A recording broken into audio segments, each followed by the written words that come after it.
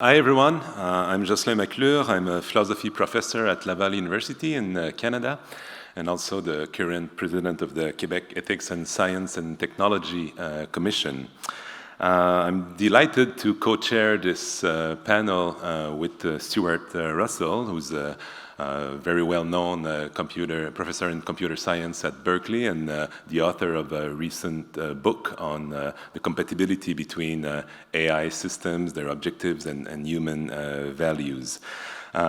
This is a panel on some of the great challenges that the world face currently, and on how AI can contribute to the common good, or improving quality of life, or social justice, and so on.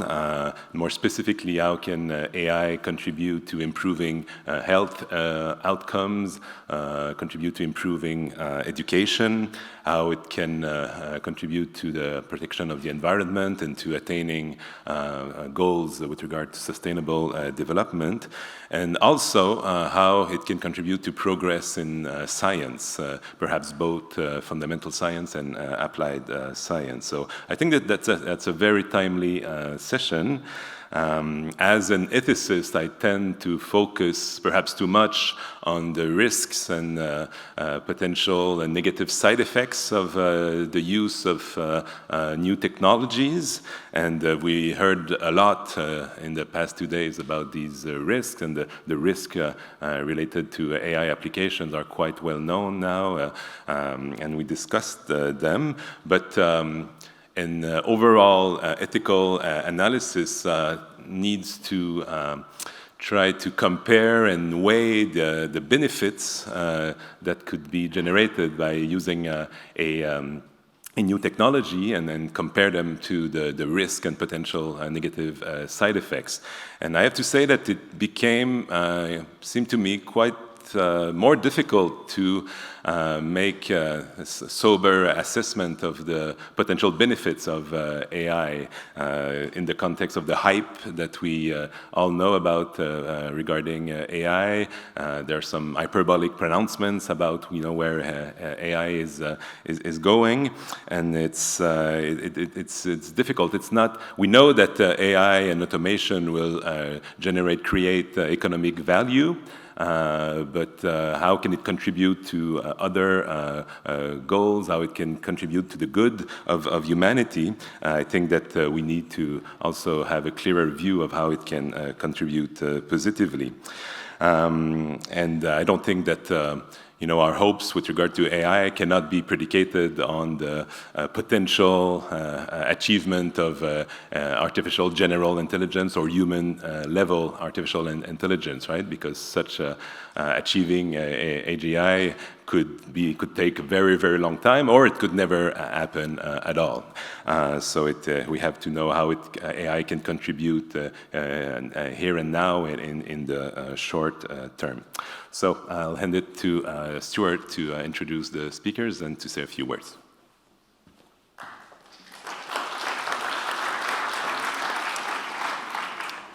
Thank you, Jocelyn.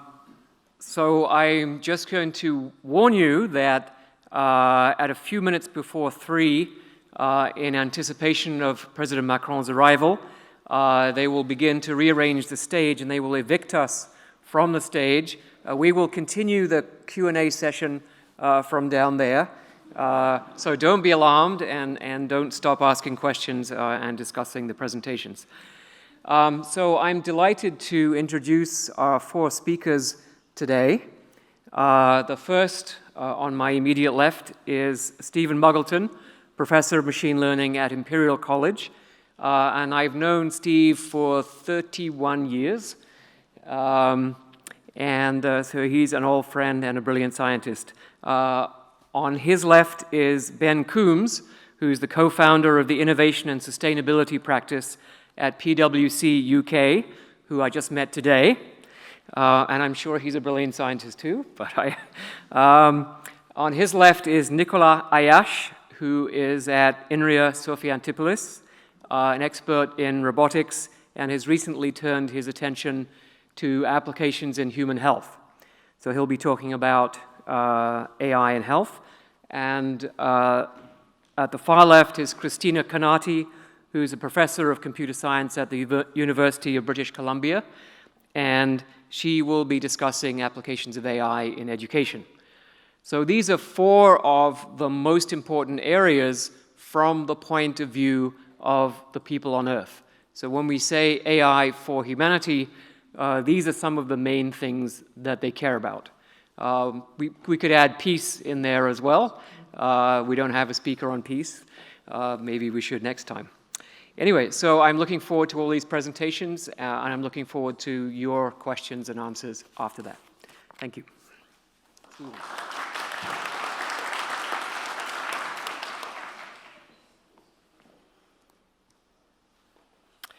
Hello. Excuse my voice. So I'm going to be talking about AI for science. Just as a lead into the idea that we're looking at global challenges, some years back, after I'd arrived at Imperial College, I got a message or an email from somebody I didn't know, Nick Bostrom, asking me to write some assessment as an AI person about the future of AI and whether or not it would be possible or not. I think I gave some speculation as to how many years I said it would be possible, I then answered the rest of the questions which had been set out in this email. And one of them I said, I was answering whether or not I thought artificial intelligence or the development of artificial intelligence would be dangerous for humanity. And my answer at that point was in line with what I'd been trying to do over some years, which is I think the opposite would be dangerous for humanity if we face so many existential threats as we do. So the global challenges I'm going to be talking about are pretty big. So the most obvious one is global warming. The predictions about global warming have been confirmed over the last few decades. We're in a serious situation, and we need better science and better understanding of the way that the world works in order to be able to both fully comprehend what's happening, and secondly, to think of ways in order to combat the progress of the melting ice caps and other elements of that. Secondly, every so often we get hit by a major disease problem, whether it be Ebola or further back HIV.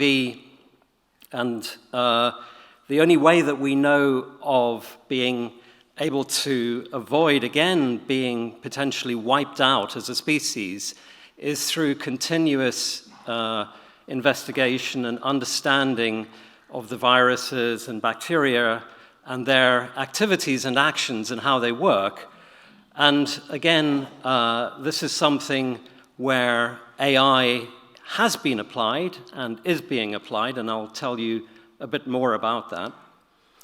Lastly, although this is a very incomplete list, we could go on for a while if we wanted to, but this is pretty high on that list. I would say food security, the dangers that tied in with global warming. We're going to have smaller and smaller capacity to grow food on the earth, and more limited abilities to do so because of changes in weather patterns. We need, again, basic science to be able to understand how to combat this. And as part of that, part of the armory that we can now use, artificial intelligence is going to be critical in our success in all of these areas. So the kind of science that I was involved in at the time I gave my reply to Nick Bostrom's question was based on a very classical notion of scientific method. That is what we've been developing and using since the 18th century, the method of collecting data, analyzing that data both by eye and by any other methods that we have in order to formulate hypotheses, and then using these hypotheses to identify experiments that might be able to differentiate between leading contenders, carrying out those experiments, and then looking at the results and analyzing them. So this idea that we can gather data and build hypotheses in a cycle of activity is not a new one. But in 2004, a group of including myself and colleagues, developed an automated system and tested it out, published the results in Nature in 2004. It was called The Robot Scientist, and what we managed to show is that we could identify the major functions of a subpart of the yeast gene, for which the genome had only really just been decoded. So this was an important demonstration of a kind that has then been extended since then. But at the heart of all of this was the hypothesis generator, which was a logic-based machine learning system. So you might think, well, why weren't we using a neural net? Well, at the time, and possibly now also, the best way to represent the objects and relationships in the world in a more classical way is mathematical logic. It was developed precisely for these reasons and is a very powerful mechanism for not only supporting deductive inference, but in the way that we were using it for supporting abductive and inductive reasoning, which are all of the basic mechanisms that were identified by as being critical to science over the last few decades, of the last few centuries. So at the heart of that, you have a representation which can capture, for instance, the notion of an object, of an independent object, of the relationship of those objects to others, and the mechanisms that we'd introduced in the machine learning allowed you to be able to automatically introduce new background knowledge, save that background knowledge, reuse it in a cycle of activity which supported the automation of a small part of science. Another critical part, which has again been discussed in various different panels before now, has been referred to as explainability, was the fact that when you looked at the hypotheses that were coming out at the end of the process, they were comprehensible. They could be published as they were in a scientific journal, checked against the literature, and discussed by scientists who may disagree with them, but could then go on to the next part of the scientific cycle and carry out and design new experiments to see how they could take their understanding further. So this idea of generating knowledge in a cyclic process was demonstrated and published at that time with follow-ups in 2009 and later work which came out of that. I would argue that understanding that process is a critical part of what we need to use and build on and look at the limitations of as part of the science of AI, and a form of science which not only involves AI and machine learning, but it critically involves human scientists working along and checking and looking at the hypotheses as they go in the process of discovery. So you might say, well, there's really nothing new here. AI systems have been used for discovery purposes probably since the 1960s. Certainly in the 1980s, there was a flurry of this. So for instance, the dendral and metadendral programs at Stanford University, led by Buchanan and others, managed to demonstrate that chemical analysis could be done by, which was normally done by human beings, could be augmented by an expert system, which would be able to rapidly identify from the spectra that people were looking at the underlying molecules. And the metadendral system of Mitchell's then showed how you could use machine learning to improve that approach. 1983, so this is Langley's thesis work. He built a system called Bacon, which developed various different laws of science. And the autoclass system of Cheeseman helped in analyzing star information and identifying clusters using Bayesian clustering techniques. So all of these involved machine learning. They were all involved in science. The ideas that I just described to you of automatic experimentation actually don't come into these, although they are critical to science. And in some cases, well, with Bacon, there was criticism that, in fact, the laws were known already, so it was hardly discovery, scientific discovery. But the new work since that period has all been on problems where these are real scientific problems that people don't know the answer to. Okay, here's another one. So this is subsequent to that work, which my group was involved in 1994. We were working with Pfizer, a drug company, and they gave us some data which we were not allowed to know what it was. All that we were allowed to know was the chemical structure of the molecule involved, and we were given subsets of the molecule which were active and not active.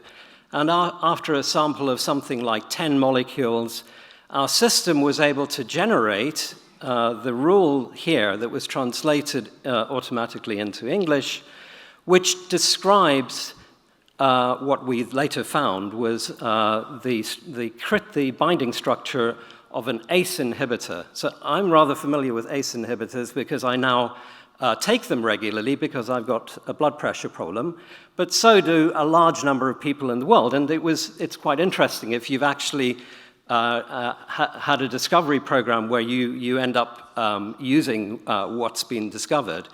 But here it tells you that there's a binding site to zinc, involving zinc. It contains a hydrogen acceptor. There's a series of other properties which separate this class of molecules. The blue atoms in the molecules are all being referred to in the description. So the description involves both a written part and a picture that goes with it. We showed these to Pfizer, and they checked them out, and they agreed 100% with the out-of-sample set that they had. So they were pleased, and we were pleased with the technology. So this itself was not a discovery because ACE inhibitors actually already existed, but the process we were going through is indistinguishable from normal drug discovery tasks, which this same technology has been used repeatedly after that period. There's a company at Imperial that does this on a regular basis. So the same technology, again, because of the flexibility of the representation, was used in 2001 in order to be able to identify what build a small encyclopedia of descriptions for the 20 major protein folds. So if you don't know what a protein is, it's a sequence of amino acids. They fold up, and the characteristic shape that they fold into defines the function that they play within the cells in your body. And this is one of the protein class folds called 4 helical up and down bundles. And again, you can see the description that's given here of that system, which was taken from the set of, or a subset of the 8 known elements of that class within the Cambridge database. So again, the data was looked at directly, and these descriptions were shown to a panel of protein scientists at the time that that the AI system involved made the prediction, and only one of the people on the panel of 14 scientists at an international meeting on protein science recognized from the descriptions the protein classes that were in. The others did largely close to random, but it just turned out that the one person who recognized every single one of them was Alexei Merzin, who's like the Kasparov of the protein world. He actually knows the whole protein database in depth, right? So we were rather pleased that he actually recognized all of these, having seen them for the first time at that meeting. Yep, so largely, again, I've been involved with a large project which is still ongoing, involved in analyzing global warming, and as part of that, we've been doing discovery, using discovery approaches for identifying food webs from scratch, and some of these involve up to 200 different species. They were published as the first machine learning discovery of a food web, and they're larger than most of the handmade constructions of food webs in the literature. They've also been checked out in detail by ecologists, and they're playing a critical part in analyzing the data from the Ring of Fire project, which is the largest set of data for understanding ecological changes around the Arctic Circle. So just to summarize, in these various challenges, AI is playing a part. We've got approaches which handle protein and drug discovery, global warming, modeling and engineering, and food shortages. I can't claim that any of them use neural nets, but they work extremely well anyway and use a very powerful representation of first-order mathematical logic.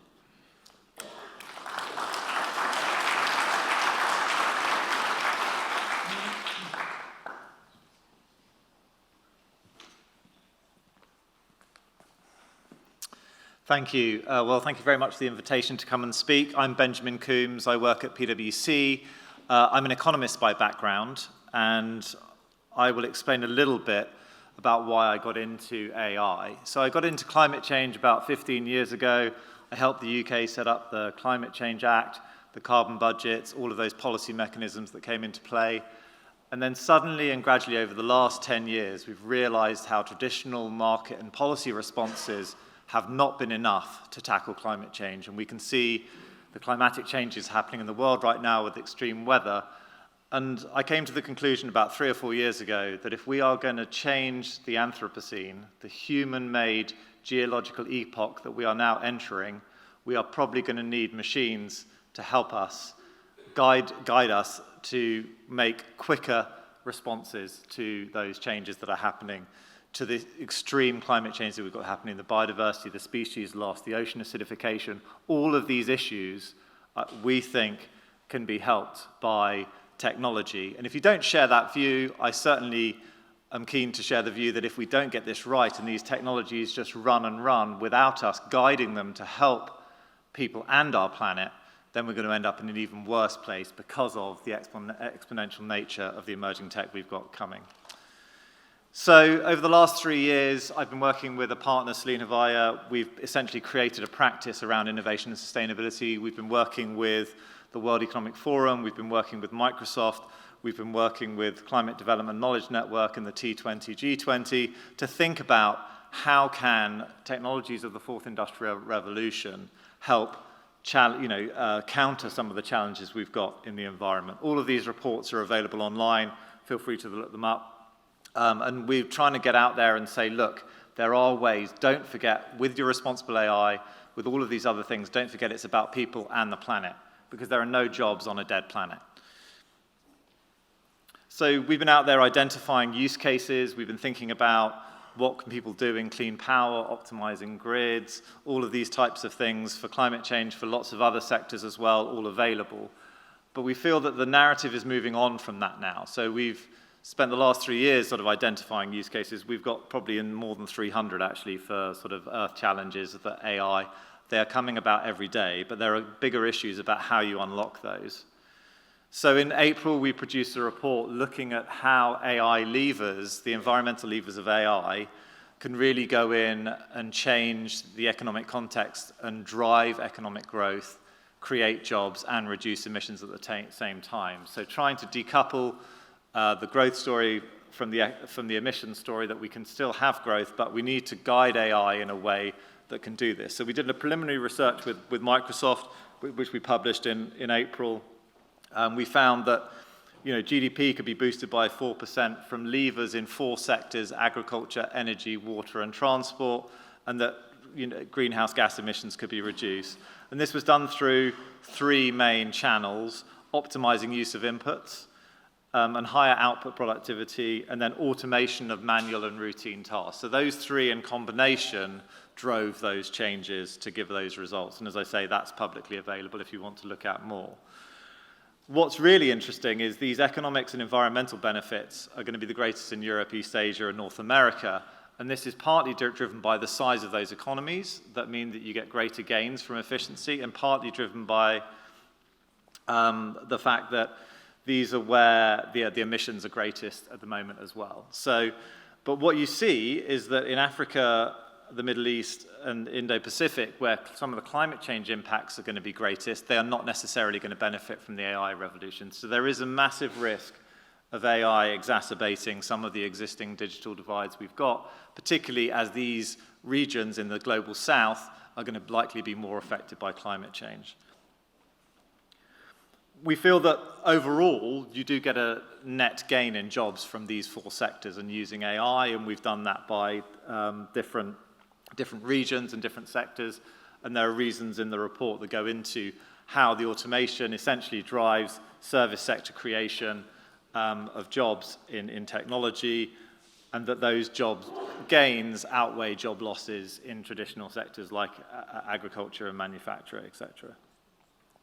So across those sectors, those were the results. We got the biggest impact in energy and transport, partly because of the network nature of those sectors and the efficiency gains that can be achieved.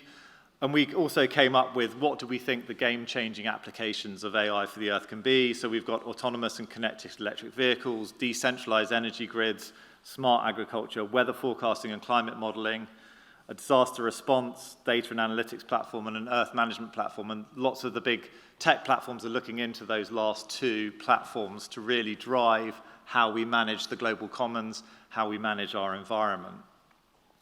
One of the things Stuart said to me before coming today was, please do focus on what needs to be done next. Let's not just have the rosy story about how great this all is. Let's think about what the challenges are. So certainly in this preliminary report which we published, we said, look, there's a lot more needed to be done. We need to look at the impact on other sectors. We just chose 4. We need to think about how do countries that are lower down the innovation index leapfrog currently developed countries, and how do we give them the investment and the technology and infrastructure that they need to be able to develop rapidly and be part of the AI game. We also need to think about what the future energy supply is, and obviously we need that to be low carbon. That's currently an issue with a lot of CGE models, and we had an interesting conversation with our economist colleagues about how we built this model to give us those impacts. And then the measures of wealth comes in. Obviously this model that we use is a sort of traditional macroeconomic model, but we've bolted on various bits of climate and energy and various other things that we needed to do this analysis. But you can't necessarily get the natural capital within those models. And therefore, you've got the issue of how do we value deforestation? How do we value avoided deforestation? And all these types of issues. And it's the sort of profit and loss GDP measure against the sort of balance sheet natural capital measure. And how do we build models and understanding of what's happening? So those were sort of 4 of the areas from that particular research.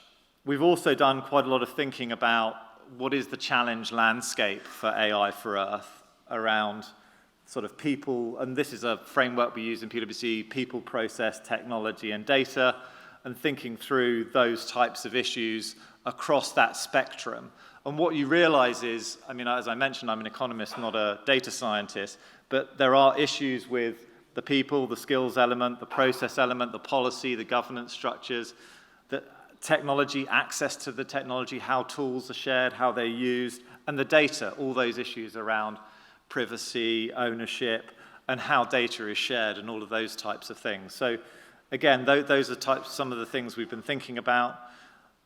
Then we have also thought about what are the enablers to make this happen. And responsible AI is one. We've got a toolkit at PwC that we've been using and developing, which is available. There's obviously the infrastructure element of how do you get the basic cloud and other infrastructure that countries need to develop and use these tools for farming, smart agriculture in sub-Saharan Africa, for example. The skills piece, how do we develop the right skills that's lifelong learning and not just at university education. R&D, are we doing the research and development in the right areas? So we just started a piece of work on the SDGs. Are people focusing on the sustainable goals in the holistic sense, or are they merely picking off the sustainable development goals that have private benefits? So in healthcare, in agriculture, the types of sectors that traditionally are private sector led. Where is the public good, global commons nature of that? Stakeholder action, multi-stakeholder, and public-private partnerships is another key area as well that we think is one of the key enablers. And then we've also come up with a call to action. I mean, I've been working in this area for about 3 years now, and what's been interesting is it definitely started off with the digitally native companies, your Microsofts, your Alphabets, your Google, your Amazon, thinking about how they could use tech for good. I'm a personal believer that the tech industry does not want to be the Wall Street of the 21st century. I think they do want to move and shift their structures, but as a group of technologists, they don't necessarily have the multidisciplinary skills, the philosophy, the ethics, the economists, the lawyers, all of the other people, sociologists, to make all of the decisions that are going to benefit society. So one of our pieces of our call to action is that this needs to be multi-stakeholder. This needs to have everyone involved. So governments, the good news is over the last year, we've seen more and more governments getting involved in AI strategy, 4IR strategy. We personally are now working, I just realized this morning, across 4 continents on this with different governments and companies. So there's been a real groundswell of people wanting to take AI for Earth, responsible AI very seriously, and that's fantastic. We do think there needs to be an agile approach to targeted regulation support and policy, because you really need to understand how that market is evolving, what are the global codes and standards, how can we use the G20, but also how do we bridge the global north and global south and make sure that this is a playing field that works for everyone. Tech developers need to think about how to improve data assets. I've had lots of conversations with technology companies about data assets and making sure they're the right quality and access to AI tools and data so that this is more of a democratized, that kind of Microsoft argument in the 80s, I want everyone to have a personal computer. It's almost like, can everyone have access to AI development and AI tools in due course? Obviously, not necessarily overnight. For companies, how do companies create AI strategies, and how do they create those strategies that work for people and the planet? And how do they really embrace the reskilling and upskilling of workforce? This is something that our firm is focused on a lot at the moment, but I think is an issue for all firms about how they go through that regeneration or retraining programs. And academia, I think this is a key area which could probably cover all of these, is the multidisciplinary nature of this that I've just mentioned. We can't work in our silos anymore. That's not going to work in the 21st century. That's not going to work with the type of grand challenges that we've got to face. We all need to work together. We can't say anymore, oh, you're a scientist, you're an economist, we don't work together, or you're a technologist, I'm an ethicist. We all need to work together, and we need to come up with a multidisciplinary, agreed global research agenda, and we also need to focus in on that sort of mission-critical Mariana Mazzucato type of work. What are the mission-critical things that we need to focus on? And as I said, even with a thing like the SDG framework, you don't necessarily get the coverage you need across all of the areas. And then finally, for sort of NGOs, we feel that NGOs could get more involved with the technology firms, actually, and think about shaping what the technology firms are doing. I think NGOs are used to working with governments, but I think we do need to see better collaboration between technology firms and NGOs, as well as governments and companies and all of the other stakeholders. But I think there's a massive gap there when you talk to NGOs about their sort of tech understanding and capability, bringing in together how this can all work for people and the planet.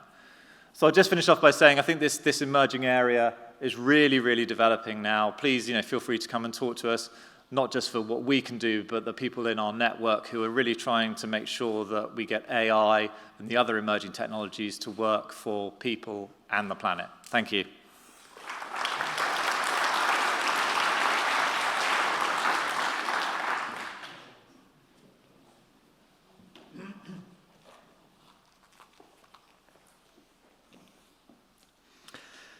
So good afternoon. My talk will be on AI for healthcare and hopes and challenges. And as you know, AI allows to augment the reasoning capabilities of the physicians to better take care of their patients. In fact, it allows to treat an information flow which is too big and too complex to be optimally processed by a human brain. For instance, and this is my field of research, to analyze complex medical images associated to additional data on the patient, which can be clinical, biological, etc. And we've seen during the past few years outstanding performances of a number of machine learning algorithms, in particular for medical image analysis, and in particular deep learning with convolutional neural networks. And I will just give you 4 examples that you probably know. The first one is in dermatology. And so we've seen this team in Stanford publishing results where they showed that they were able to classify skin lesions with the same performances as confirmed dermatologists. A second example, and it's a little cocorico because it's a French startup, Therapixel, a spin-off from Inria, who won the Digital Mammography Dream Challenge. They showed that on more than 500,000 mammographies, they could detect suspicious lesions, again, at the same level and even a little better than confirmed radiologists. It goes by itself. Third example is in ophthalmology, where a team at Google showed that they were able to detect diabetic retinopathy in retinal fundus images, again at level of expert. And it was a little revolution.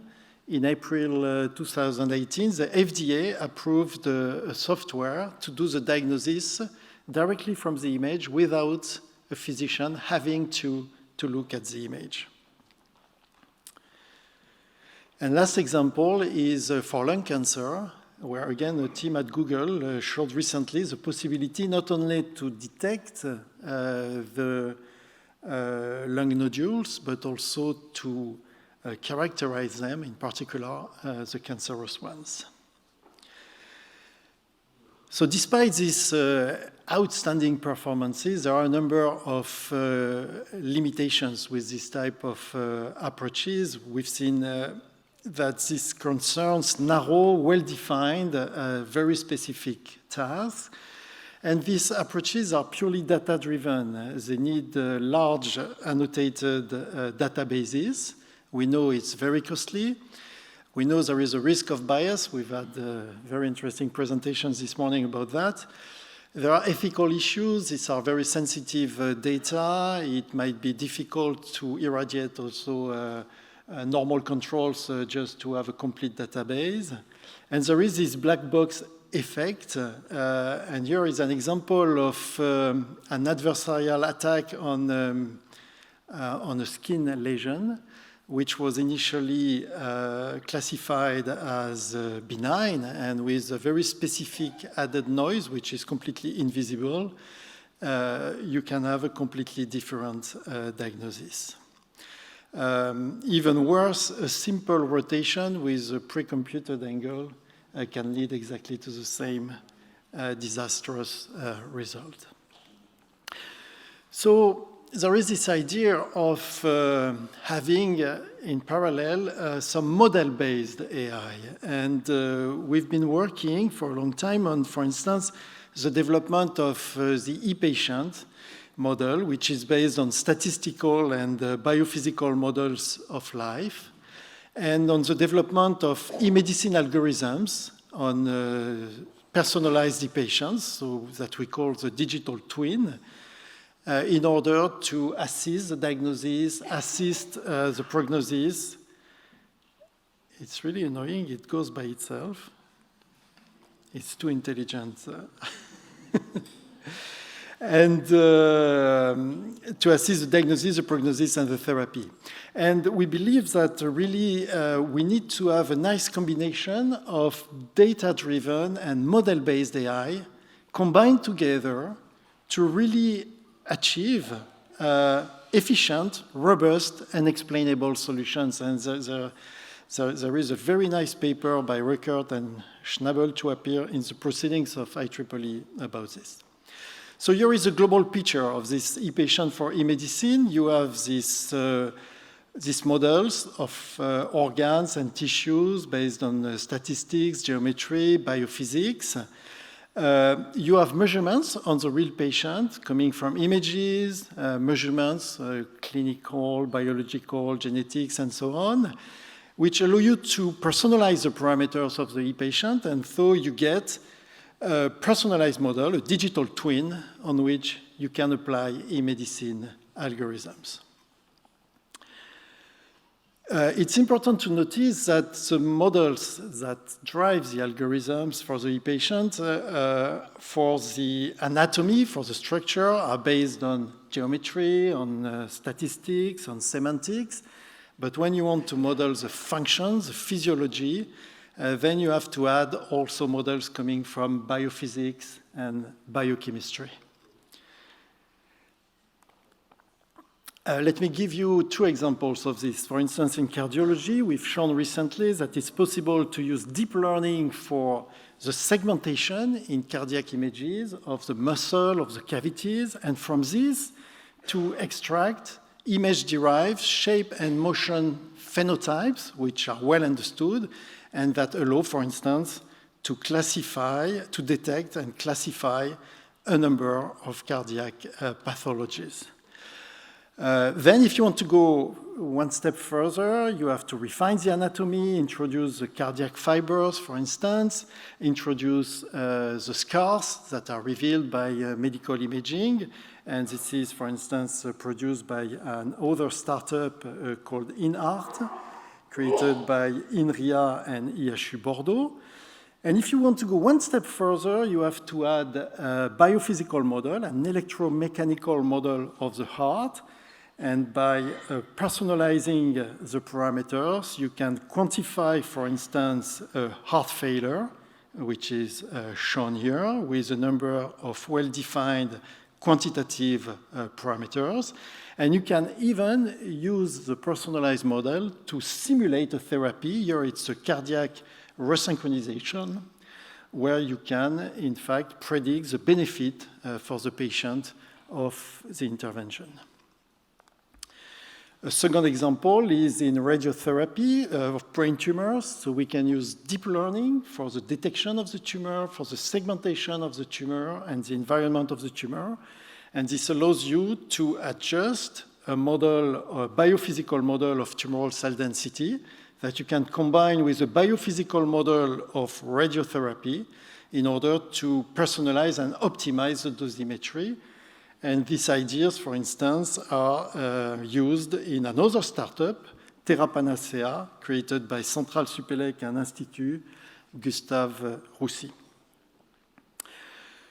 So let me say a word about the 3IA Côte d'Azur, which is a new AI institute created this fall, and along with 3 other Fuzzier institutes in Paris, Toulouse, and Grenoble. And for this institute, AI for healthcare is really a major application field. This is also important for 2 other Fuzzier institutes. And for instance, we have a full axis of research dedicated to integrative computational medicine, where the focus is really to develop AI for e-patient and e-medicine based on this statistical, geometrical, biophysical knowledge of the anatomy, the physiology I was mentioning before.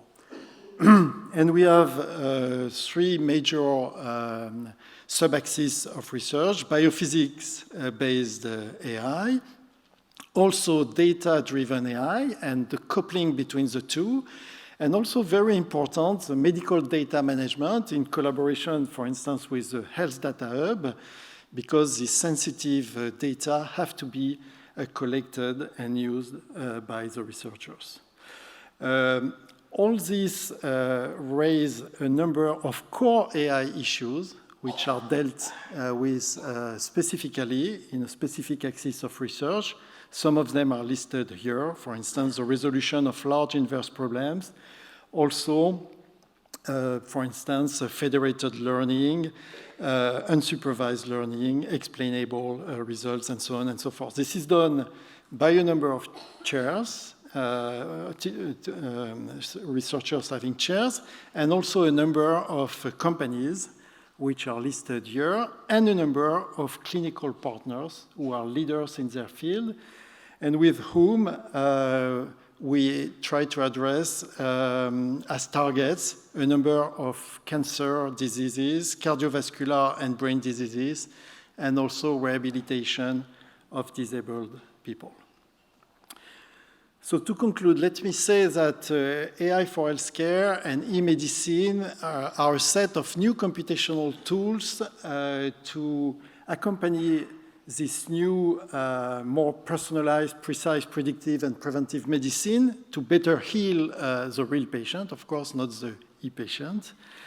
And let me mention also that this is really to assist the physician and not to replace a number of qualities which are which really belong to natural and human intelligence. And some of them are listed here. Thank you.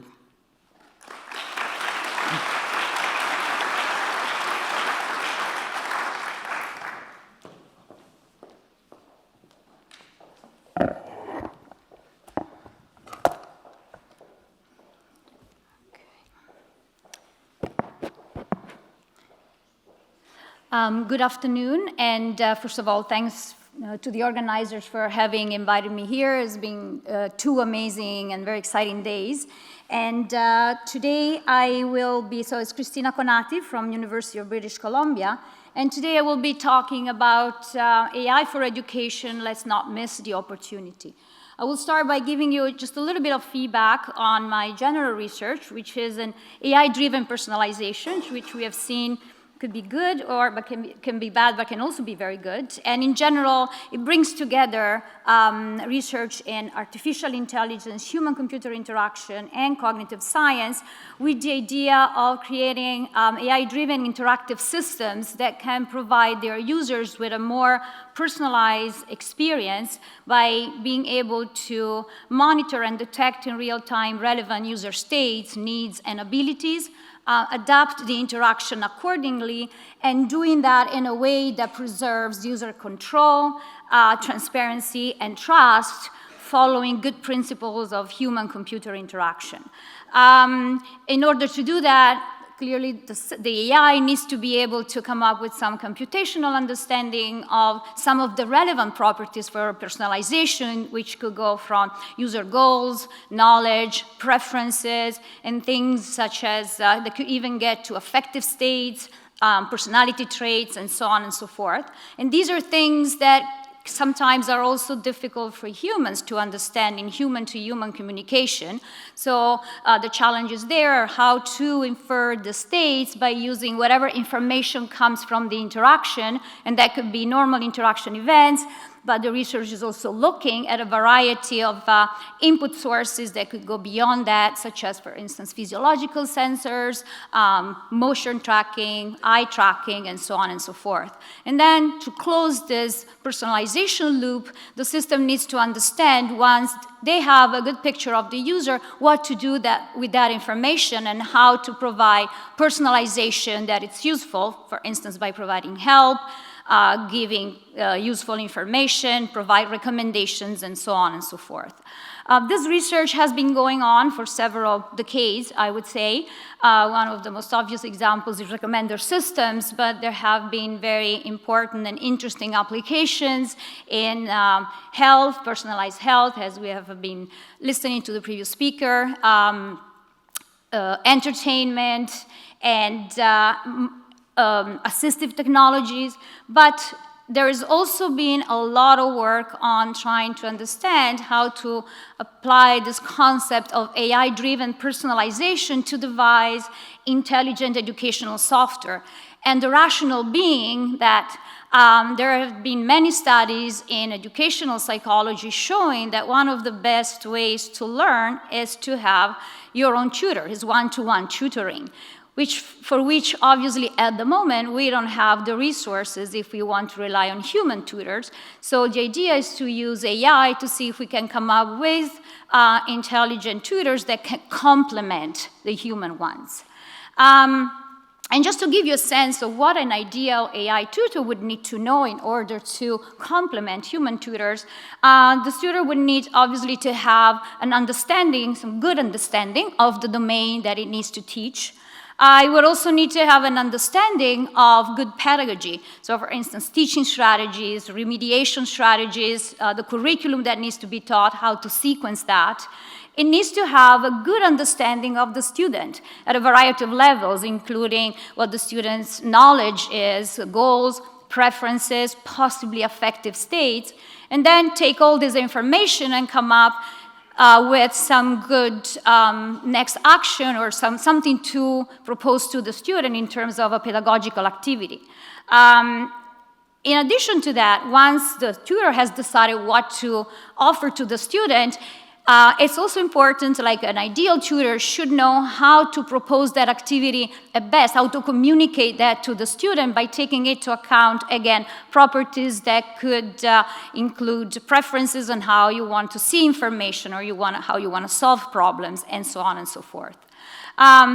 Once the student starts following or solving whatever exercise or task the tutor is given, the tutor, because the tutor has an understanding of the domain, the tutor can generate the actual solution itself and can use that to create an understanding, to evaluate what the student has done, compare with what he thinks it should be done as an expert, and update its assessment of what the student knows, what the student likes, and so on and so forth, feeding it back,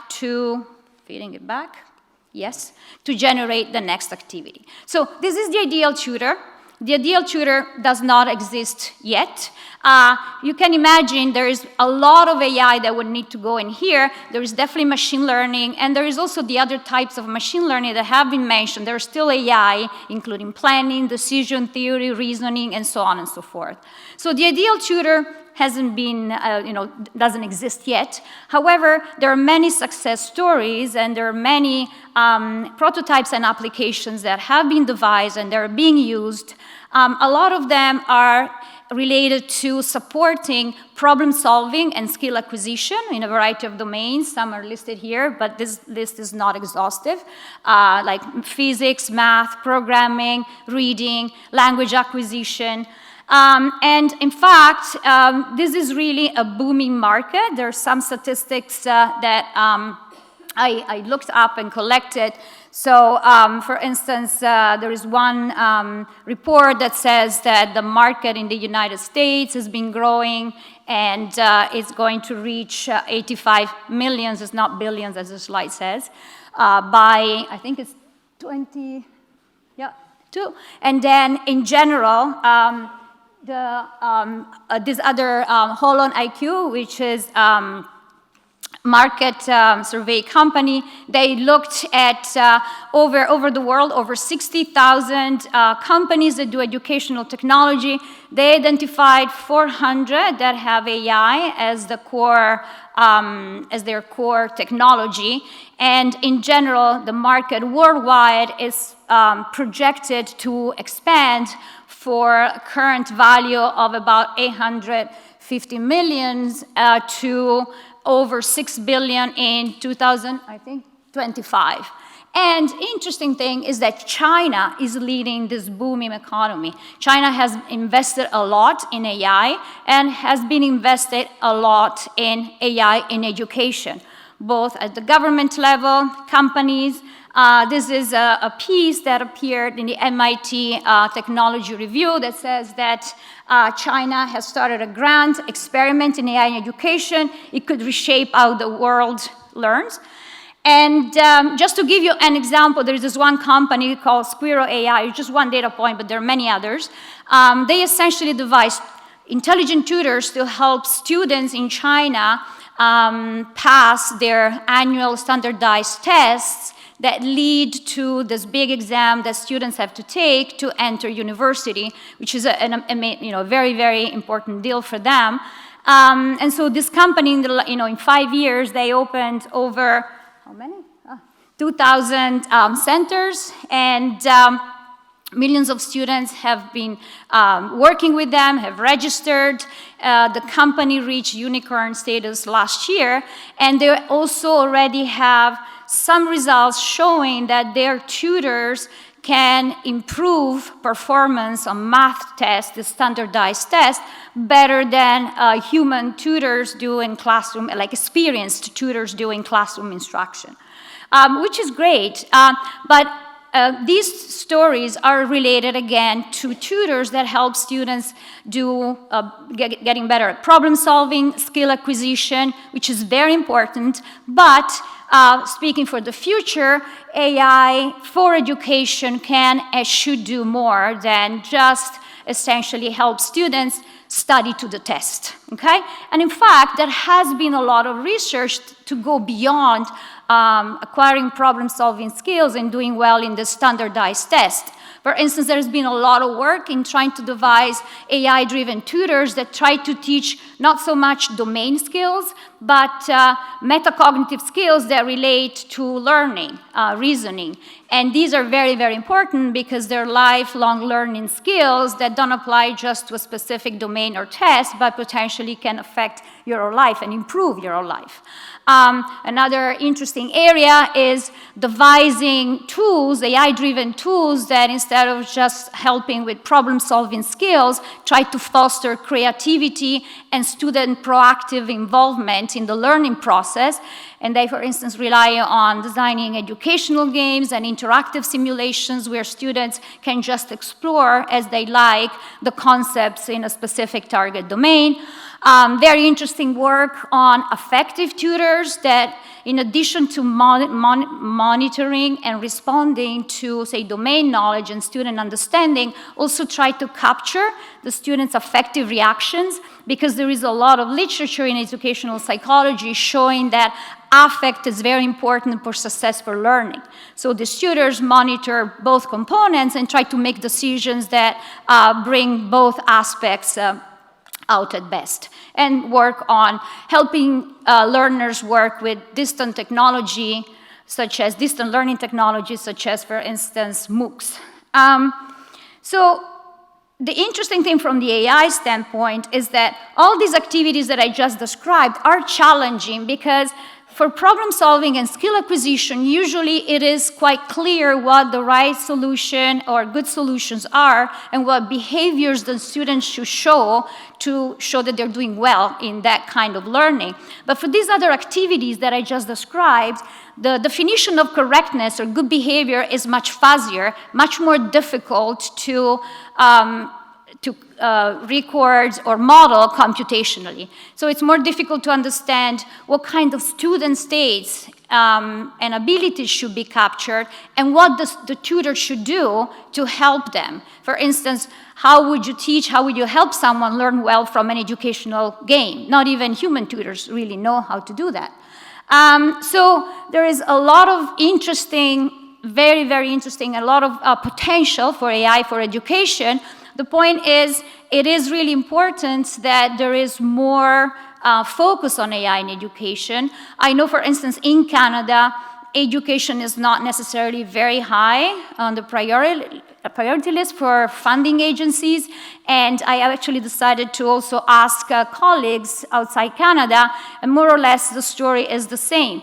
So, for instance, a colleague from Paris-Sorbonne said that AI net, c'est les parents pauvres. I hope Macron was here to listen. And then another colleague at North Carolina State University in the US said that the funding for AI in education is improving, but is definitely not keeping pace with the other high priority AI sectors. And a colleague from UCL in Great Britain also summarizes it by saying that, again, AI in education is not high priority and the situation is quite frustrating.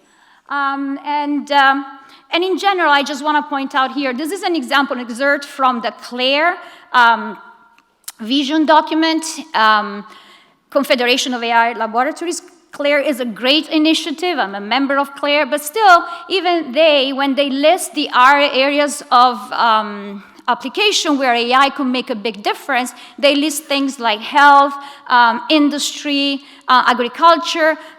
Education is not mentioned, and it is important that it gets more on the agenda. Oops, sorry.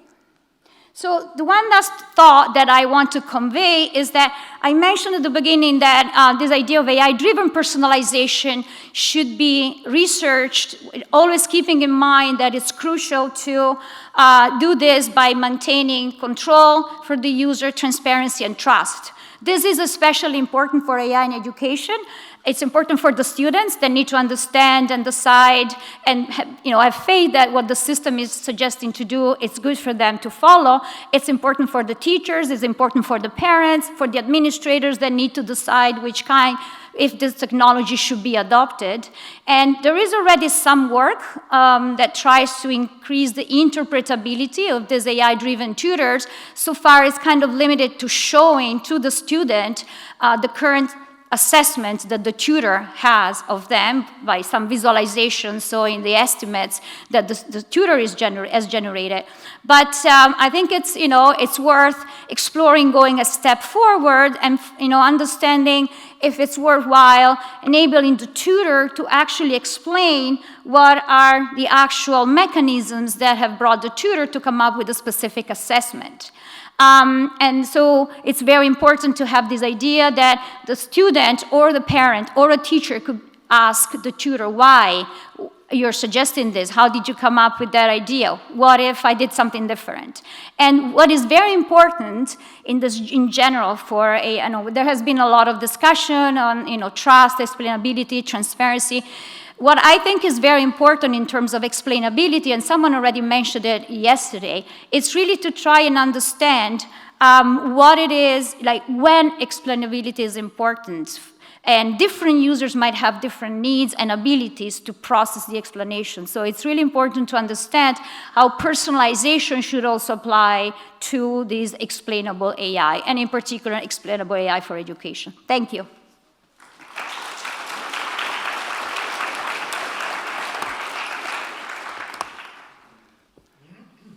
All right, thanks a lot to the four of you for these very enlightening talks. We have about 20 minutes at this point, at least, for questions.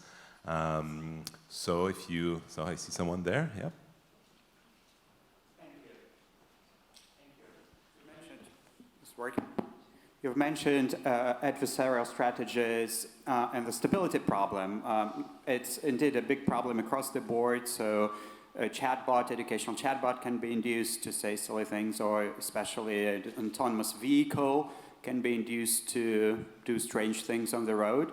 So the question across the board, do you feel that The problem of adversarial strategies and stability of learning is something that is really big in your sector and will prevent market applications in the near future, or maybe not? How big do you evaluate that problem in your particular sector?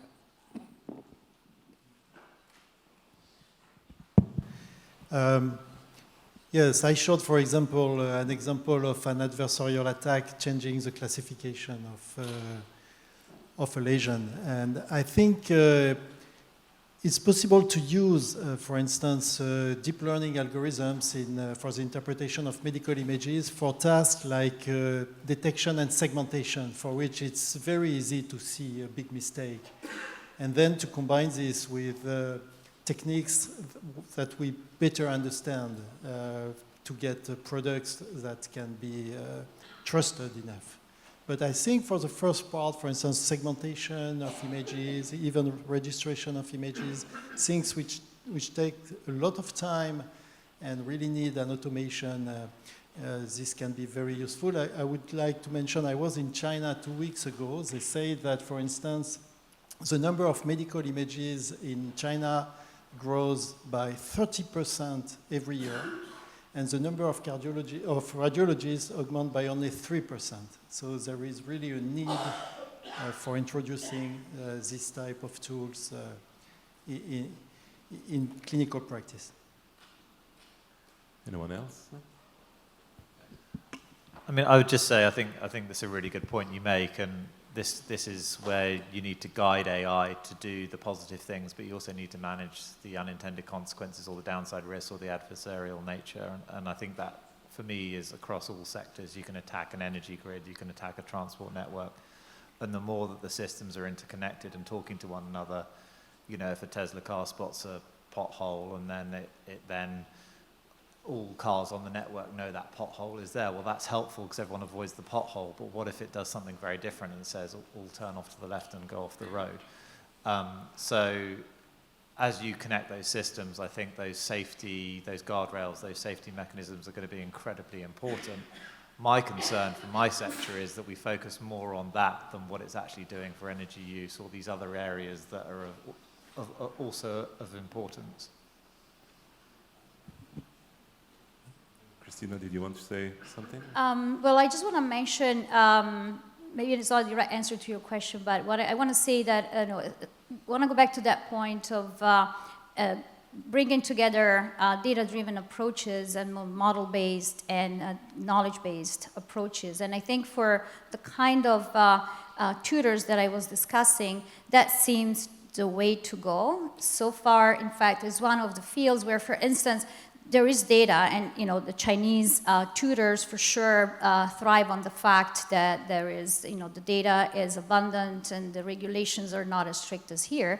But for more subtle and more sophisticated kind of pedagogy, the data, there's not as much data available. And so some of the machine learning techniques that require a lot of data to be successful might not necessarily be applicable here. And so this goes back to what we were saying yesterday about there could be other ways that need to be integrated with machine learning in order to make this AI tutors reliable, trustable, and robust to all the negative things that could happen. Okay, I have 3 questions. Gentleman there. 2 points briefly for Stephen Muggleton. Do you think there's something that governments have to do in terms of the way that education systems operate or in terms of the way that research funding is allocated to accelerate the rollout of AI in science? That's one point. And the second point is, I wonder that if science is increasingly performed in the data, as it were, knowing that many scientific advances have been accidents initially, will those accidents in future just be kind of rubbed away as just outliers in the data rather than as sources of potential advance?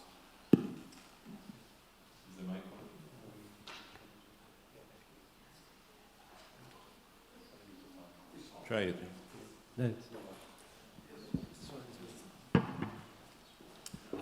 So the first of your questions about lessons to government, I think it's extremely important for government to realize that when you involve so AI people and a scientific discipline to work together, that there's a long lead time. It takes maybe a year for those two groups who have very different terminologies and understanding of the problem to actually do something productive together. So there's a need for more interdisciplinary education, and also ensuring that projects are funded in such a way that you can really get people, communities that are substantial and that understand each other and the problems involved in carrying out a large project. And I've been involved in many of those projects, and it always is the same issue. So I think that is one of the things that, and maybe also supporting fellowships which allow people to hop across disciplines, to spend some time in other people's laboratories and come back and so on, rather than to think it's just a very short project that you will run and you'll get some classifications and predictions and then you'll go on to something else. Your second issue, which is, I think, to do the question about the way that quite deep discoveries are made by focusing on unusual things that happen. Again, I think that has implications for technologies which require thousands of examples before you get started. So one of the projects that I was involved, I looked at I happened to visit a Nobel Prize winner, Black, in London, and I was showing him some data that we'd used to do some learning on. And he said, "Oh, look, the spike over here, which molecule is that?" Because it had very unusual properties. And I gave him the formula, and he said, rantinamide, which is what he'd won his Nobel Prize for, because he'd noticed something very unusual about that particular molecule. And the danger is, if you don't have systems that can learn from single instances, then you may lose some of the most important things in the scientific data. Yeah, I just wanted to add something on this, basically echoing what Steve said. So I've spent quite a few years working in the medical area, and there's a very serious problem in that, by and large, computer scientists don't have the patience or inclination to learn enough about medicine to even conduct these kinds of collaborations. And the medical professionals and students don't have the mathematical background to understand the computational techniques and what the computer scientists are talking about. And so it's actually very difficult, despite the best will in the world, to find the kind of students who can engage in these projects. And I think what we actually need to do is to create specific programs that train people in both kinds of knowledge, whether it be medicine and statistical machine learning, or it might be high-energy physics and statistical machine learning, or computational chemistry and so on. And without that, many of these projects end up failing because one side or the other just loses patience and they can't make any progress. Françoise? Yes, thank you. I have a very general question, but I will frame it more specifically as a question to Nicolas, but would apply to probably many more domains. Obviously, in application where there is some safety critical kind of Go on, Françoise. Yeah. things which are necessary, yeah. When you come to a doctor and you propose to him an application which, for example, recognizes a heart problem, and the doctor doesn't see anything, how do you build the trust, so to speak? How do you make the doctor believe and learn to work with the system in a way he knows he can trust it? What are the mechanisms that we have to put in place so that we can make sure that the people will buy it, so to speak? Okay, so let me say that for the moment, and I have been working in this field for quite a while, it has always been in the other direction. That is, the physicians, they are very good at seeing things, and usually the difficulty is to have the algorithms detect the same things. So usually the difficulty is more in producing something that the physician will feel comfortable with because it replicates, in fact, the diagnosis that he would make. More violent. How long does it take for a physician to accept your results? Blindly, so to speak, or almost blindly. So let me take the example of mammographies, for instance. If you demonstrate that on 1 million of mammographies, yes, this mammography challenge was on 600,000 images, and since that time they have over 1 million examples on which they get results which are even slightly better than the ones of radiologists.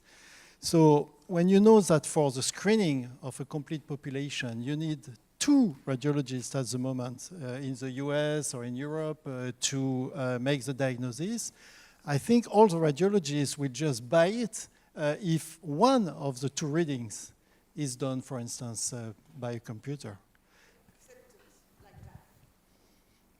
In terms of quality of the results on a very large number of images, I think that's enough.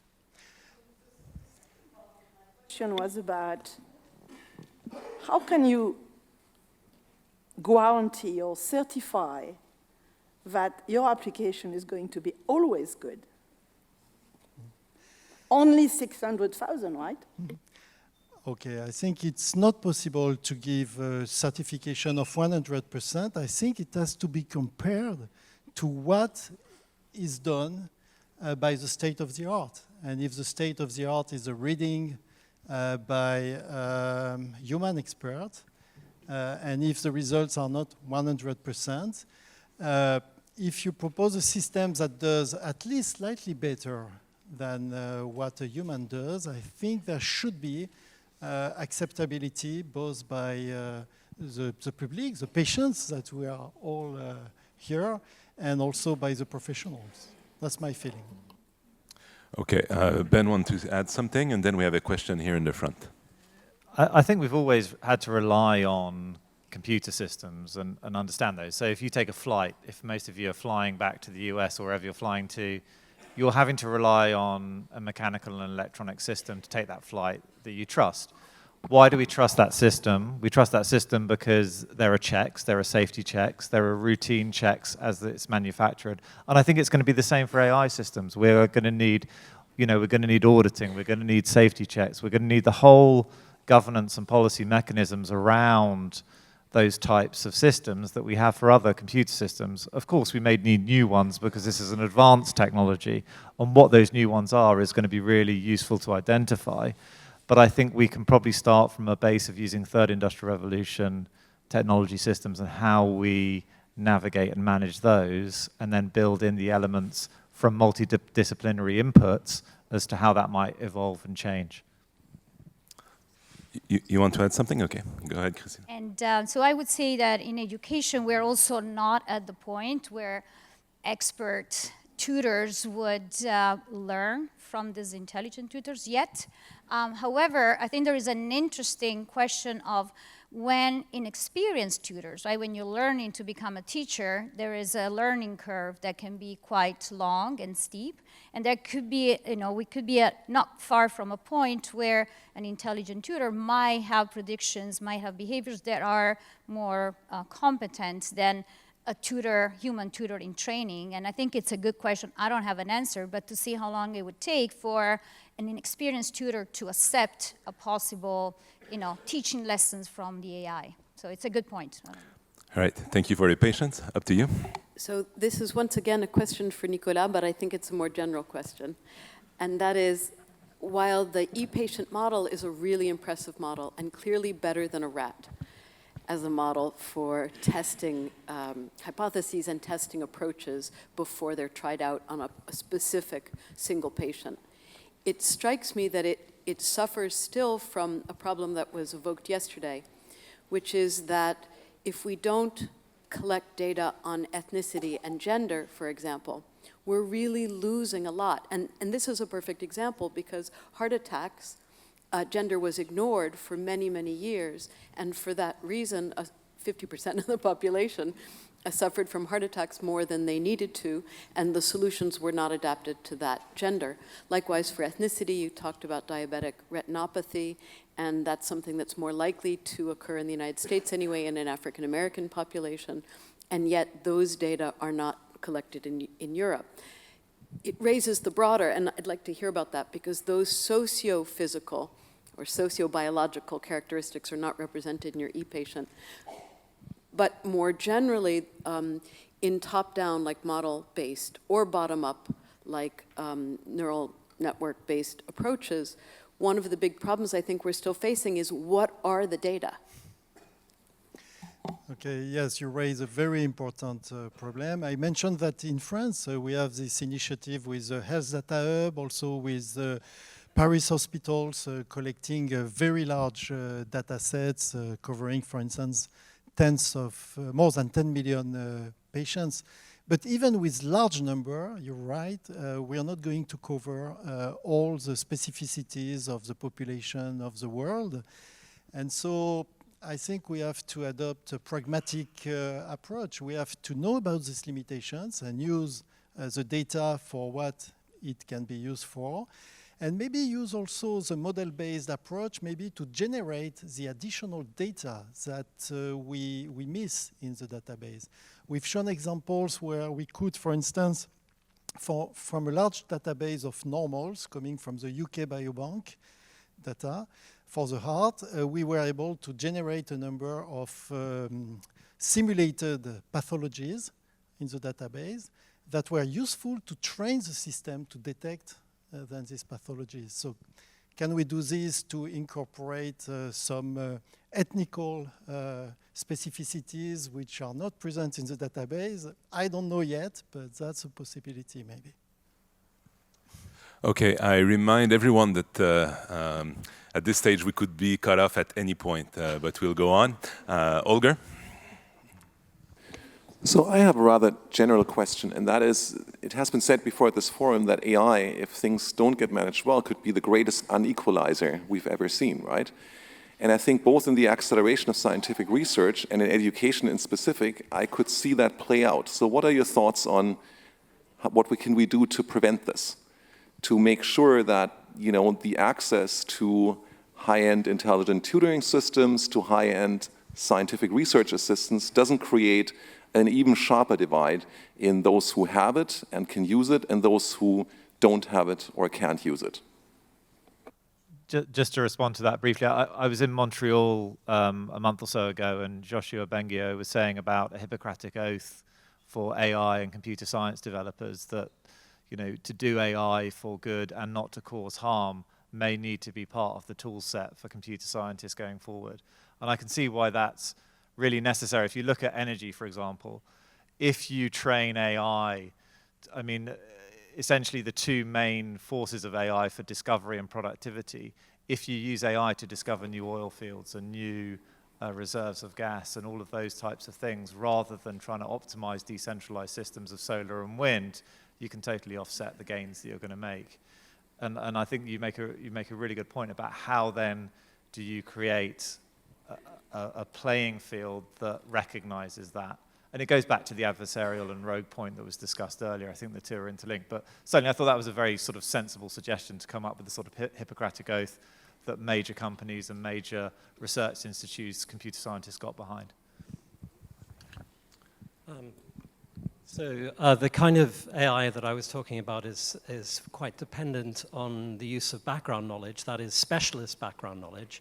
And so your point is particularly pertinent there because We can't all be specialists, and to understand what's actually going on, it takes some time and effort. But you could just say that knowledge is a great unequalizer in the way that our educational system works, and we depend on people having to spend several years actually getting to the point where they can do fundamental research. And I don't have an answer to that other than saying we need more education, possibly. So let me just say one thing. I mean, I'm surprised that none of you says that perhaps we should make sure that, especially in those domains, cutting-edge AI is in the public domain, is at least accessible to everyone. Stephen, you make a good point that, of course, you still have to have a lot of specialist knowledge in order to use it then. That's maybe less the case for tutoring systems. But at least to make sure that access isn't sold at a price that many won't be able to afford would seem to me a prudent thing to do. So I think there have already been a lot of moves to require the data and models and so on to be in the public domain if you're intending to publish. And in these areas, everything is driven by publication. So I think the world is moving in exactly the direction that you're talking about. Yeah, I just want to add, I think in terms of education, the cost of delivering, once you've developed a high-end AI tutor, the cost of delivering it is negligible. And so it's the only hope for delivering high-quality education to the last 5 billion people who currently have access to almost nothing. So I don't find that to be a significant concern. I think what's likely to happen as we go forward is that access to humans is going to be reserved to the elite. So when you go and stay in a hotel, if you want to have humans there, you're going to pay a lot more. You know, if you want to be on an airline where a human looks after you, you're going to pay a lot more, right? There'll be you know, human service class and machine service class. That I think that's sort of, you know, economically inevitable. Because humans are going to get more and more expensive.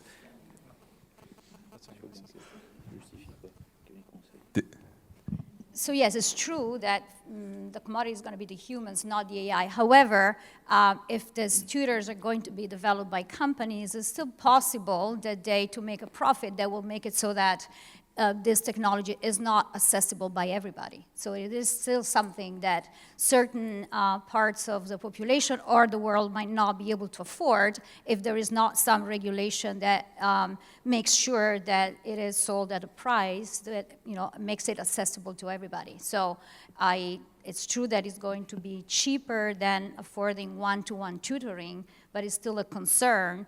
And, you know, thank you, Olga, for the question, to the fact that you know, there is a need for regulations and policies so that this technology, especially in relation to education, does not necessarily create more of a divide.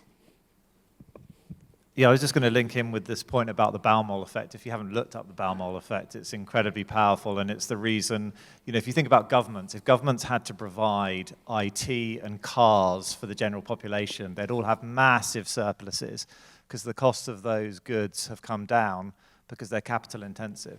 The costs that have gone up are the human intensive health and education sectors. And now what we're starting to see is digitalization and the fourth industrial revolution coming into those sectors. The other issue, though, you've got then is about labor and how you reskill people to make that structural change across to the newer sectors and manage that flow of resources. But if you're interested in that type of thing, I think the Baumol effect is going to be something that is discussed very broadly about what private and public sectors are trying to provide and how they provide those goods and services. Thank you. Next to you. Hi. First I want to say I really like this panel and also the discussion and everything, all the comments here. But I want to be a little bit provocative. Yesterday was also a little bit of a discussion with different biases, and I really like that, so my comment might be a bit provoking. There were many challenges addressed, and I was personally hoping more global challenges will be addressed, especially when the title is like that. And these aspects which were coming from other sessions were somehow underrepresented, like we are even stepping back a bit into the past. like equality and equal opportunities for everyone, where AI can really bring a lot. And then I saw the slide about the game changers. I was really surprised that weather forecast was on it, and I don't know, I don't believe that there will be any good weather forecast in the near future. But AI for education was not there as one of the game changers, and I believe, I don't know, maybe if you also agree on that, but AI for education could be a game changer, and it was a pity that Macron did not listen when you had your slide and were hoping. But I think that AI for education can not only help education, but also equality and equal opportunities. I mean, just quickly to respond, those game changers that I put up were about Earth systems, Earth challenges, rather than systems linked to those types of sectors, rather than going into health and education. I mean, I just want to say the fact that one of the topics of the panel was AI in education means that someone believes it is important, and actually I highly appreciate that I was invited. And, I mean, it is true that in general, somehow education is always underfunded. It's not just AI in education, right? So it's something that is so crucial for development of humanity, and still when they have to cut funding, it's one of the first things that gets to suffer. So it's a general attitude and politics are like that, and and it's not just related to AI in education. AI in education is just another symptom of the fact that education tends to be underfunded with respect to other areas that somehow are more, I don't know, politically flashy, or I have no idea, but that's... Maybe in terms of opportunity, equal opportunity, I've got a question. No, yeah. You're fourth on the in line. Yes, sorry. Reply to this guy, but Okay, next to you. Yep. Yes, thank you very much. I was wondering, actually, if there are studies about what kind of natural intelligence AI education would shape. If students or pupils who are exposed to AI education would develop the same kind of thinking that humans develop usually. Are we using AI to shape our own thinking in the future? And is there any studies about this so that we can evaluate if deploying AI in education is a good thing to do at all?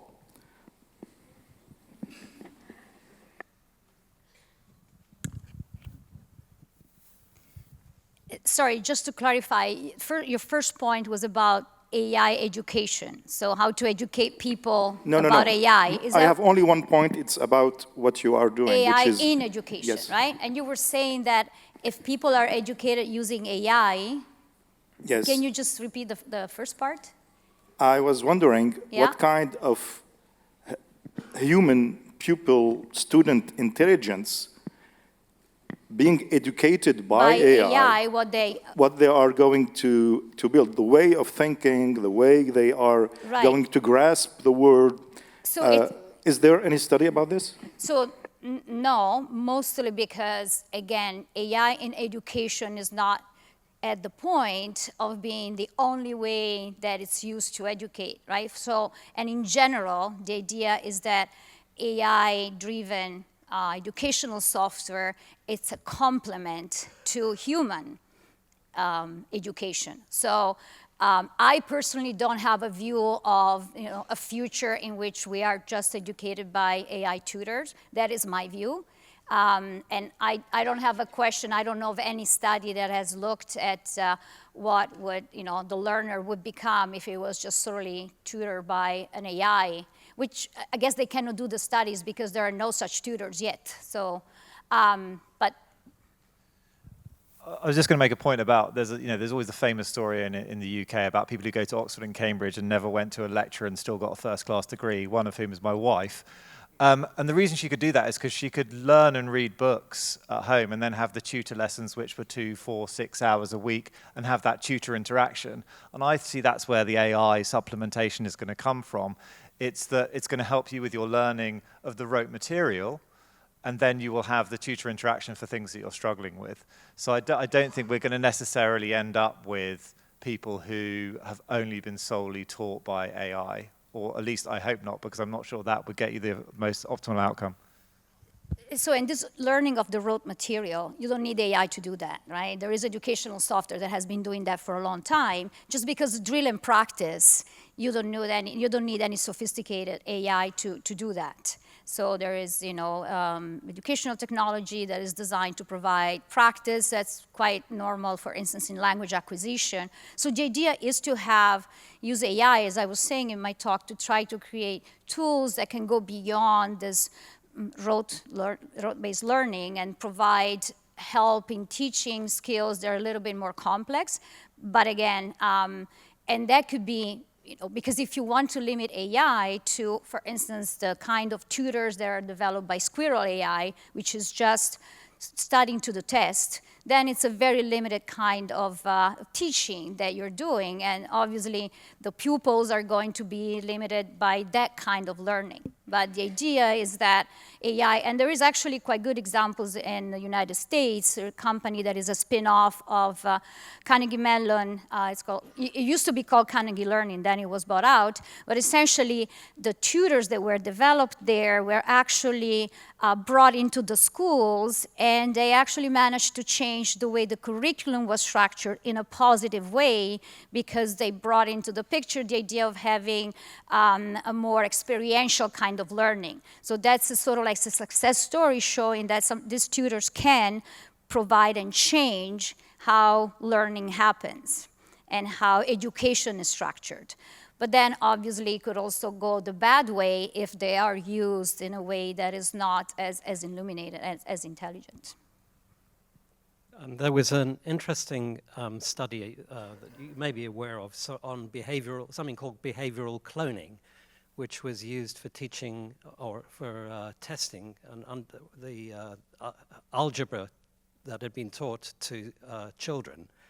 And the outcome was that a machine learning system would look at the operations that were carried out by the child, formulate a model, a rule-based model, and would present that back to the teacher, allowing the teacher then to debug that model, to go in and look at specific examples that could be fed to the child that would then correct errors in their behavior. And this is quite a deep additional tool that teachers could have in their artillery. I don't know if you know about behavioral cloning. Well, Stuart does. Yeah. But I mean, I remember Derek Sleeman, who did a lot of that work, concluding at the end that it still didn't allow the children to learn any faster than just repeating the same explanation that the children hadn't paid attention to before. But that's another story. But so let's be clear. I think this is a very important question. It's important to understand what roles AI is currently playing in tutoring. It is not, in most cases, able to understand the material that it's teaching, nor is it able to engage in a two-way conversation with the student. So it would be like me teaching string theory, which I don't understand, in Laotian, which I don't speak. I would be a complete and utter failure if you put me in a Laotian, graduate classroom in the physics department and said, "Here, teach the string theory course to my students." You just couldn't do it. So it's a miracle that, in fact, people have been able to produce effective tools despite these massive handicaps that the AI systems currently suffer.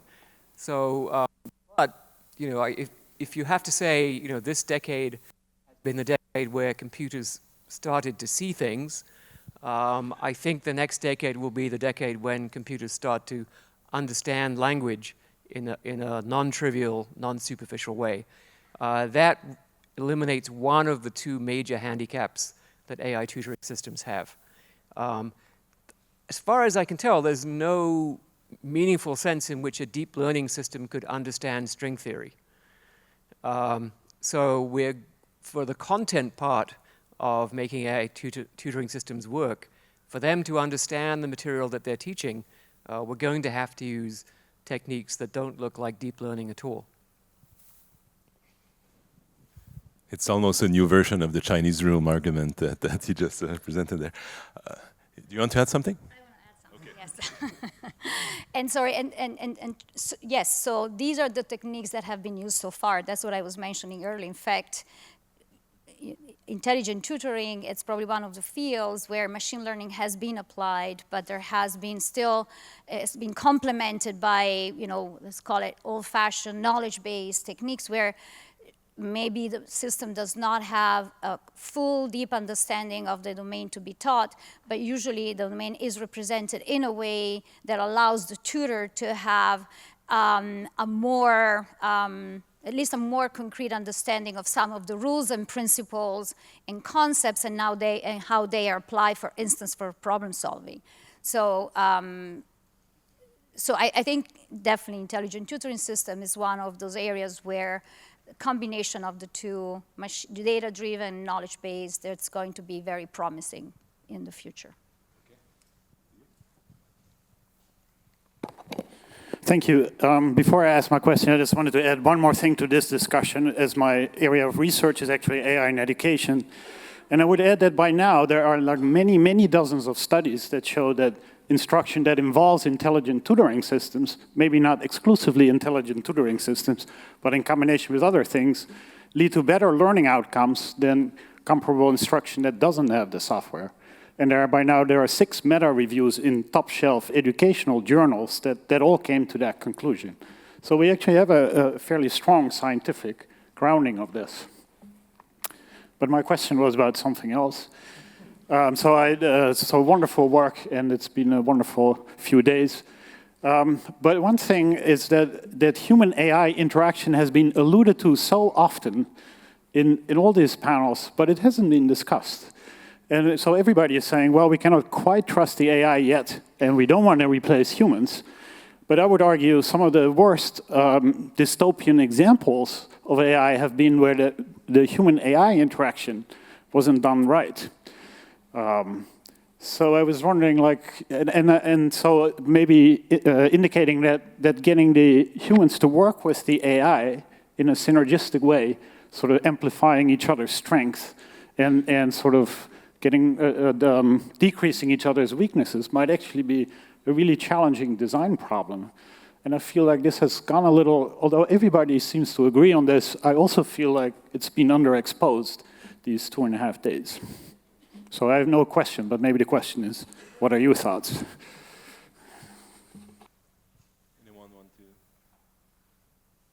to? So I think actually Stuart touched on this in part of the first panel when he was talking about new ways to formulate the interaction between AI systems and human beings, so that they had joint goals that would essentially be set from the human side. I don't know if I'm correctly describing your... Yes, I think so. I mean, the human compatibility idea is precisely that the machine knows that it doesn't know what it is the human wants, but it's nonetheless, its objective is to satisfy what the human wants, and solutions to that game. So just to give you one example, you can apply this to self-driving cars, which notoriously have a very difficult time at something that doesn't exist in France as far as I know, but the 4-way stop sign. So you've got 4 roads coming together, and each one has a stop sign, not a light, but just a stop sign where you have to stop, and humans figure out whose turn it is to go next. But the self-drive, it doesn't exist in France, no, right? For good reason, right? So the British have thousands of roundabouts to solve this problem. So humans figure out whose turn it is to go next by some unknown algorithm that seems to work pretty well. So when you formulate this as a game where the AI system doesn't know what the objectives of the other drivers are, like who thinks they have the right of way and so on, the AI system figured out by itself that what it could do to indicate that it was not going first was actually to back up by 6 inches after stopping. So a little reverse saying, okay, you go first, right? So that was a communication mechanism that it invented by itself simply by solving that game. And so people in robotics are now actively implementing this idea and showing how you can get cooperative behaviors with humans of this kind. But you know, the fact is, human cognition is so much more complicated than anything that goes on in AI systems that we really have our work cut out for us to cooperate with humans. You know, I think ants have a hard time cooperating with us because they don't understand what we're doing. You know, and we can't say, okay, it's time to get out of the kitchen now, guys, and the ants will run away, right? They just don't understand that we want them out of the kitchen, so they don't cooperate. And so that's kind of where the robots are right now. So there's a lot, I agree with you, there's an enormous amount of work still to be done, but there isn't enough yet, I would say, to report on. So there's a very interesting theory also that was put forward at the Machine Intelligence Meeting 21 over the summer in London, which Stuart also was part of. And this was the theory that's been published recently by Nick Chater of Warwick University on virtual bargaining. And this is a form of communication that does not involve normal signaling. Okay, it doesn't involve talking to each other or any other form of communication, but we do it instantaneously. We form bargains with each other just by looking at each other, and maybe it's the look on our face, or it's the way that we step to the side, or these things happen instantaneously, and we need to be able to develop similar kinds of virtual bargain interactions with computers. The most heated debate I was at recently in New York was about whether we should train robots to be able to pick a petal or not, or whether we should get robots to do robot-type things. And it was very interesting, people arguing that we needed the robots to be able to pick the petal to understand what it was like to be human, and others saying, we don't need them to understand what it's like to be human, we need them to do the things that we can't do. So I think it's a really interesting question you asked. I know we've got to get off the stage now. Anyway, thanks. No, we're okay. We're okay. Oh, okay. So yeah, I want to add a little bit. So this idea, when I was talking about AI-driven personalization and the system tries to understand what the user wants and adapts, so maybe it came across as the AI just decides, right? But in fact, the whole field is about, it's a mixed initiative kind of interaction whereby it is a dialogue between the AI and the user, because the idea is, well, at some point the AI could even ask the user what the user wants. The problem is sometimes doing that too often is intrusive, depending on the kind of interaction. And then sometimes the user, the human, doesn't really know. Right? For instance, in the case of a tutoring system, often students don't really understand what they don't know, so the system cannot rely on asking the student, what is it that you understand or not? You can do that, and it's a piece of information that you can get, but sometimes you cannot just rely on the human giving you a snapshot of what they think and what they want. So it is that kind of dialogue that needs to take place. The fact that natural language is, not at the level where you can have that kind of free dialogue in a very sophisticated manner is a problem. But this idea of having explainable AI is a step on that direction, because the moment that it has to be a dialogue and the human might need to ask, why are you saying that about me? Why are you suggesting that particular course of action that to me looks strange, right? If there is a way to kind of for the human to understand what is the reasoning underlying the AI behavior, that is a step towards having that communication, that collaboration, and in the end, that symbiotic kind of interaction.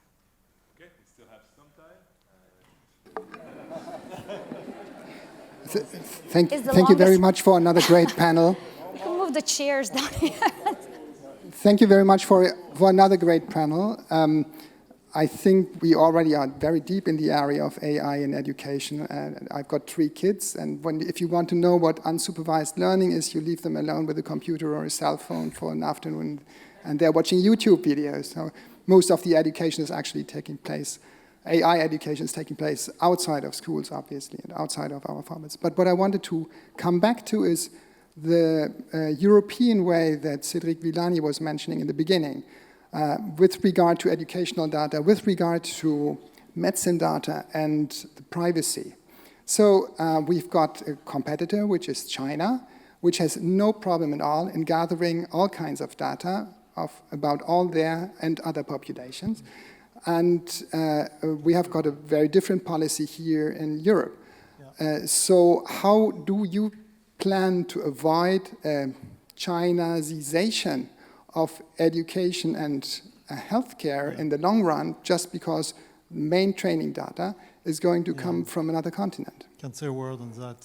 For the medical data, it's very important what you say, and we're advocating the fact that in Europe, we must not have rules which are excessively constraining for the research in AI. And so we have to find a reasonable trade-off between, of course, the security of the data, the privacy of the data is extremely important, but the principle of precaution must not forbid, in fact, the research on the medical data.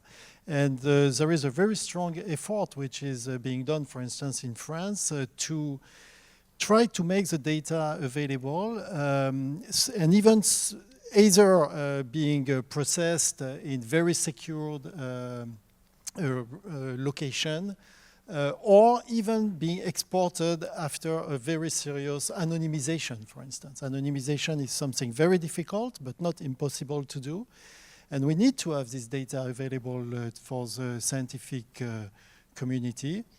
And as you said, in China, the research is going very fast. The data are available in a very, very easy way. And so we must make sure that in Europe we make the progress we have to do. Yeah. Oh, yeah.